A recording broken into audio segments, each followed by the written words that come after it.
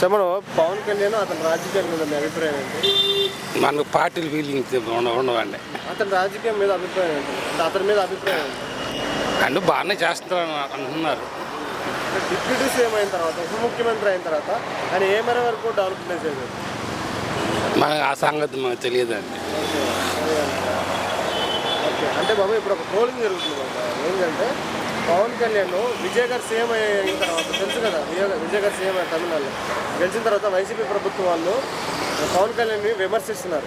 దాని మీద మీ అభిప్రాయం ఏంటి? అవన్నీ మామూలే కండి. ఏమని చెప్తా, ఒకరి మీద ఒకరి వాళ్ళ మీద వీళ్ళ మీద వాళ్ళంటే ప్రభుత్వం అన్నాక పార్టీ అన్నాక అవన్నీ సమస్య వస్తూ ఉంటాయి, పోతూ ఉంటాయి.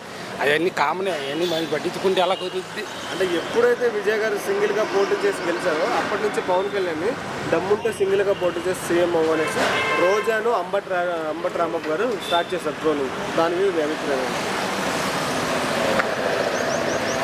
మనకు అవన్నీ తెలియదు సార్. నేను చెప్తున్నాను, ఇవన్నీ మనకి ఆటనారు వెళ్తున్నామా, పని చేస్తున్నామా, తింటున్నామా, వెళ్ళిపోతున్నామా, అవన్నీ పార్టీల గురించి మనకు తెలియదు. పక్కన పెడితే పవన్ కళ్యాణ్ గారు గెలిచిన తర్వాత విజయవాడ నుంచి హైదరాబాద్ నుంచి తిరుగుతున్నారు కానీ ఏం చేయట్లేదంట. అవును, అది నిజమే అంటారా? ఏం చేయట్లేదా?